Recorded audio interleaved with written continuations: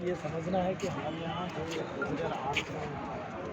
2008 में जो एक तरह से पूरी दुनिया में जो आर्थिक मंदी आई थी, तो उसका असर हिंदुस्तान में भी था, लेकिन हिंदुस्तान में कई कारणों से वो असर उतना ज़्यादा नहीं पड़ा। मतलब आप कह सकते हैं कि जितना उधर असर हुआ था उसको थोड़ा सा संभाल पाया था सरकार। देश की कुछ आर्थिक संरचना इस तरह की है, उसमें उसका असर थोड़ा सीमित है। लेकिन ये बात सच है कि असल में आर्थिक मंदी के बाद से लगातार जो दुनिया में संकट रही है पूंजीपति वर्ग का, वो रहा है कि असल में उसको मुनाफा का जो रेट है, मुनाफा का रेट गिरने का एक जनरल संकट है। ये संकट हिंदुस्तान में भी रहा, और हिंदुस्तान में एक जो बड़ा प्रॉब्लम आ गया था वो है कि असल में सरकार बाजार तैयार करने के लिए इंफ्रास्ट्रक्चर प्रोजेक्ट के नाम पर जो है करोड़ों करोड़ों का जो है ठेका प्राइवेट कंपनियों को दे रही थी, और उसमें सरकारी बैंक को जो है सरकारी बैंक बहुत सारे पैसे दे रहे थे कर्जे के रूप में। तो नोटबंदी असल में उसका एक समाधान था। समाधान इस रूप में था कि अगर आप बैंक से लगातार अगर आपका पैसा लेते रहेंगे और उसको नॉन परफॉर्मिंग एसेट बोलते हैं लोग, उसमें अगर डालते रहेंगे, इस समय में क्या होगा कि बैंक के लिए काम करना मुश्किल हो जाएगा, क्योंकि पैसा रिटर्न अगर नहीं कर पाएगा पब्लिक का, तो बैंक की क्रेडिबिलिटी खत्म हो जाएगी और फिर बैंक खत्म हो जाएगी। सरकार के पास इसका एक ही तो तरीका सूझा, ये है कि आप जो है सारे नोट को वापस ले आओ। इसलिए नोटबंदी की जितनी तर्क सामने दिए गए थे वो एक्चुअली मकसद था। सच्चाई ये हाँ, सच्चाई ये था कि एनपीए को कम करते हैं।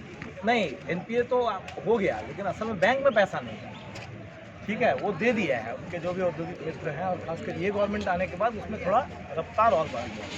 लेकिन सरकार ने कहा कि आतंकवाद खत्म हो जाएगा, भ्रष्टाचार खत्म हो जाएगा, जो जाली नोट चलने हैं वो खत्म, तो क्या वो सब बहाना था? हाँ, मैं आपको उसमें थोड़ा उसी टाइम का जितना फैक्ट्स है उसको देख लेना है। तो जाली नोट का जो ये है वो रिजर्व बैंक का अध्ययन है। उस समय वो कह रहे थे जाली नोट का जो ये था वो 0.035%, यानी वो आरबीआई के आकलन है। मतलब मैं ये कहना चाहता हूँ कि अब वो एग्जैक्ट संख्या पता नहीं, लेकिन वो 1% भी नहीं था। ठीक है। सेकेंड मामला है कि आतंकवाद के साथ संबंध पैसे का नहीं होता है। आतंकवाद का बुनियादी संबंध ये होता है कि असल में एक तो आप आतंकवाद किसको कहते हैं। जैसे मान लीजिए आपने यहाँ पर कानून लगा दिया कि कोई भी सड़क पर आके विरोध नहीं करेगा, ठीक है, तो ये क्या हुआ, हमारे हिसाब से ये सरकारी आतंक। अब इसको लेके कोई नारा लगाने आया, आपने गोली मार दी, ठीक है, तो कल क्या होगा कि जब आप गोली मारते हो तब क्या होता है, इसकी प्रतिक्रिया होगी, ठीक है ना। तो अब क्या होगा कि क्योंकि असल में आप तय करते हो परिभाषा क्या है, तो आप जो कर रहे हो वो क्या कानून हो गया, और लोगों ने जो किया वो आतंकवाद हो गया। तो पहला बात ये है कि आतंकवाद का मतलब ये समझना है हमको कि किसी को मरने और मारने में बहुत सुख होता है, ये बात सही नहीं है, खासकर जब मरने की भी संभावना है। इंसान ऐसा है ना कि वो जाके किसी को मार सकता है, लेकिन खुद भी मरने की बहुत संभावना रहेगा, फिर भी मारते रहेगा, तो इसका मतलब कहीं कारण गहराई में है। तो आतंकवाद एक राजनीतिक समस्या है। उस राजनीतिक समस्या को जब आप एक सामरिक व मिलिट्री तरीके से आप हल करने की कोशिश करते हैं, तो पहले तो वो कभी भी समाधान नहीं होगा। ये पूरा इतिहास गवाह है। इसलिए आतंकवाद के साथ उसका कोई संबंध वैसे भी नहीं था। जैसे आप कश्मीर को भी ले लीजिए, उसके बाद से क्या वहाँ पर जिसको ये लोग आतंकवादी गतिविधि बोलते हैं, क्या वो आतंकवादी गतिविधि कम हुआ?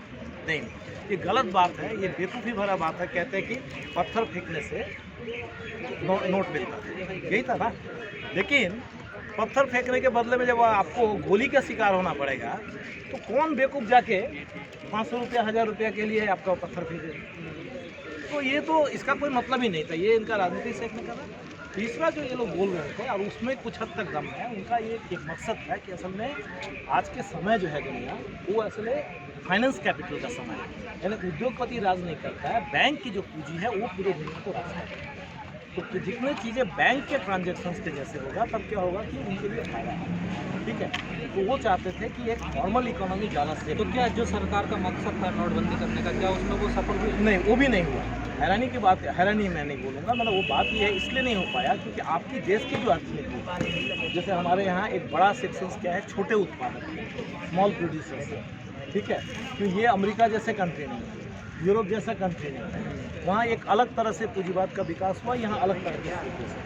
तो ये जो छोटे उत्पादक की बहुलता है, इसके कारण से वो पॉलिसी भी सफल नहीं हुई। एक्चुअल नोटबंदी के बाद से एक्चुअली कैश ट्रांजेक्शन्स बढ़ गया था, घटा, उसमें भी वो सफल नहीं हुई।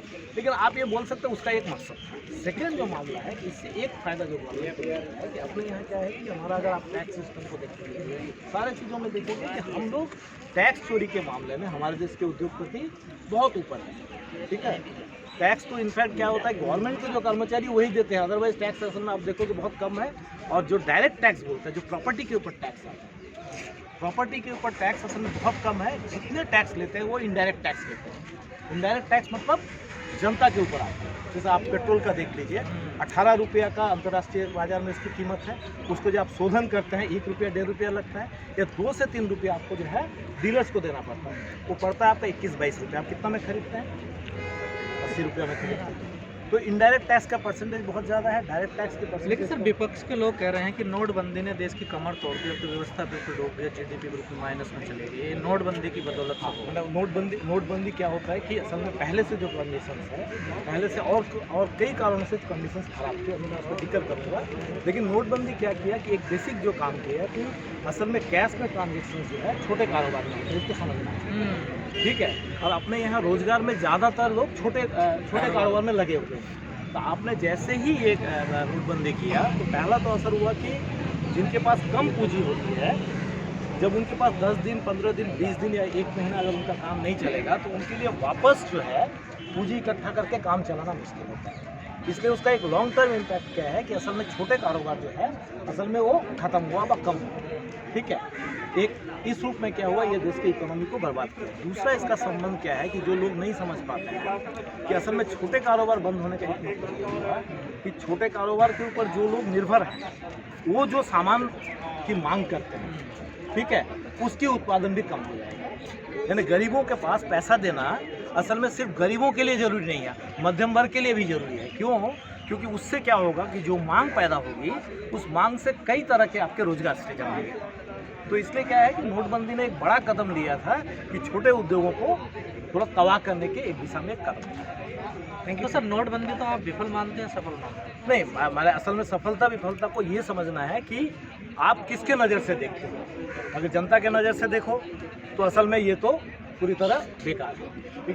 लेकिन अगर शासक के नज़र से देखो, क्योंकि वो तो जनता के लिए किया नहीं था, वो जिस मकसद से किया था उस मकसद में वो थोड़ा कामयाब जरूर है। सर, जिस तरह से रेल बिक रहा है, एयरपोर्ट बिक रहा है, उस पर क्या कहना सर आपको? नहीं, मुझे दो ही चीज़ कहना है कि ये हिंदुस्तान में बहुत सारे लोग ये बात नहीं जानते हैं कि जब 47 में अंग्रेज चले गए तो यहाँ पर असल में देश के पूंजीपतियों से मांग की गई थी कि हमारे यहाँ बिजली है, सड़क है, ये जितना जिसको आधारभूत संरचना बनाया जाए उसमें आप भी आके अपना ये करो, योगदान करो।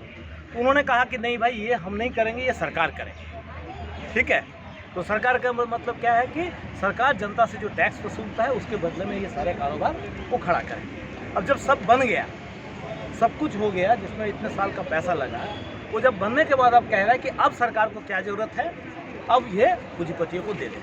पहले तो इस बात को समझना है। एक दूसरी बात है, निजीकरण के में सबसे ज़्यादा नुकसान असल में समाज को है। ये बात समाज को समझाने की ज़रूरत है। कैसे? अभी आप कोरोना काल में आप देखिए कि अगर आपकी सरकारी हॉस्पिटल नहीं रहता, क्या होता? प्लेग में 1998 में सूरत में प्लेग आया था, सारे प्राइवेट डॉक्टर भाग गए। ठीक है, गवर्नमेंट डॉक्टर नौकरी करने के डर से हो या जैसे भी हो वहाँ पर बचे रहे। तो आप जो है जब ये निजीकरण करते हो तब असल में क्या करते हो, समाज के जो सार्वजनिक हित है उसको आप चोट पहुँचाते हो। और लास्ट बात जो है, हमारे यहाँ क्या हो रहा है कि जो निजीकरण हो रहा है वो निजी पक्ष के पैसे से नहीं हो रहा है।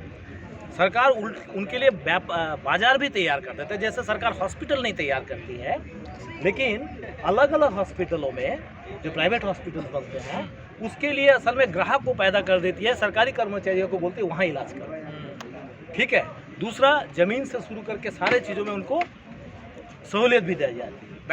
बैंक का भी कर्जा उनको बड़ा परसेंटेज जो है पहले ही दे दिया जाता है। तो एक तरह से क्या है, हम इसको बोलते हैं सार्वजनिक उद्यम रहेगा और निजी लूट रहेगा।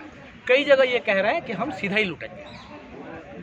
जैसे, और जिस सेक्टर्स की आप बात कर रहे थे, जैसे बंदरगाह है, ये बोलता है कि अर्थनीति में रणनीतिक क्षेत्र है, आपकी देश की इकोनॉमी को आप कहते हैं कंट्रोल कर सकते हैं। रेलवे है, ठीक है, मतलब जहाँ चाहे वो भुखमरी पैदा कर सकते हैं। रेलवे जब अंग्रेजों ने बनाया तो उसका मकसद था कि यहाँ से सामान ले जाना, वहाँ से सामान ले आना, और दूसरा है कि सेना का संचालन करना। 1857 से उन्होंने समझा था कि अगर हम ज़्यादा से मात्रा में वो नहीं ले आते हैं, क्या कहते हैं, सेना अगर जल्दी नहीं पहुंचा पाएंगे तो हम लड़ाई हार जाएंगे। अब वैसे रणनीतिक क्षेत्र को भी निजी कंपनियों के हाथ में देने का मतलब हुआ कि असल में आपने देश के इकोनॉमिक जो सॉवरेनिटी है उसको ही ख़त्म करना, और इसका खामियाजा समाज को भुगतना पड़ेगा, जो ऑलरेडी शुरू हो चुका है।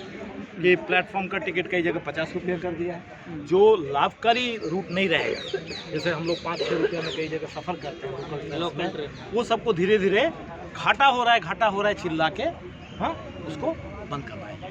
सर अपना नाम और डेजिग्नेशन बता दीजिए। मेरा कोई डेजिग्नेशन नहीं है, मेरा नाम गोपाल है। हम इनकलाबी मजदूर संगठन है हम लोगों का, उथला में मैं उसका कार्य करता हूँ। Thank you sir.